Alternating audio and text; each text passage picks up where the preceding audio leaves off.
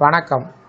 இந்த வீடியோவில் சற்று முன் நாளை 13/4/2026 அரசு ஓய்வூதியர்களுக்கு புதிய அறிவிப்பு சார்ந்து தகவல்கள் கிடைத்துள்ளது. இந்த அறிவிப்பை யார் வெளியிட்டிருக்காங்க, எந்த வகையை சார்ந்த ஓய்வூதியர்கள் பயன்பெற முடியும், அவர்கள் பின்பற்ற வேண்டிய வழிமுறைகள் என்ன என்பது குறித்து முழு விவரங்களையும் பார்ப்போம்.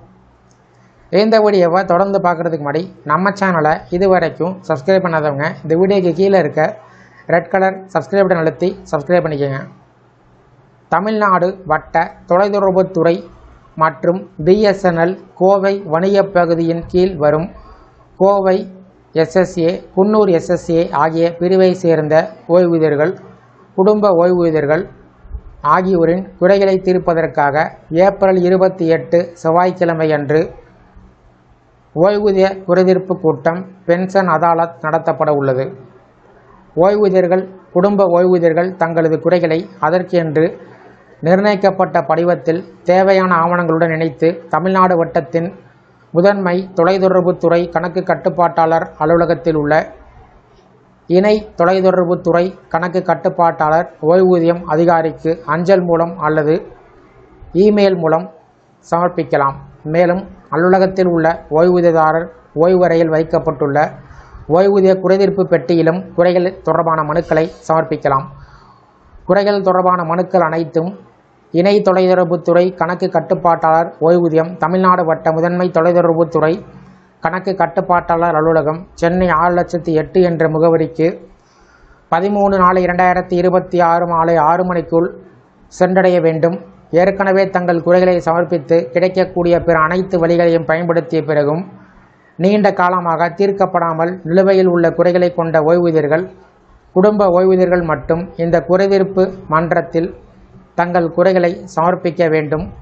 முதல் முறையாக நேரடியாக இந்த குறைதீர்ப்பு மன்றத்தில் சமர்ப்பிக்கப்படும் மனுக்கள் பரிசீலிக்கப்பட மாட்டாது.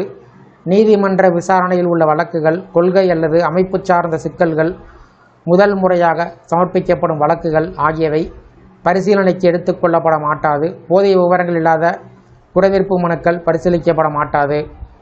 நிர்ணயிக்கப்பட்ட காலக்கெடுவிற்கு பின்பு பெறக்கூடிய மனுக்கள் ஏற்றுக்கொள்ளப்பட மாட்டாது. அங்கீகரிக்கப்பட்ட தொழிற்சங்கங்கள், ஓய்வூதியர் சங்கத்தின் பிரதிநிதிகள் இந்த குறைதீர்ப்பு மன்றத்தில் கலந்து கொள்ள அழைக்கப்படுகிறார்கள். இருப்பினும் சம்பந்தப்பட்ட ஓய்வூதியர்கள் நேரில் வராத நிலையில் அவர்களுக்கு பதிலாக பிரதிநிதிகள் குறைகளை எடுத்துரைக்க அனுமதிக்கப்பட மாட்டார்கள்.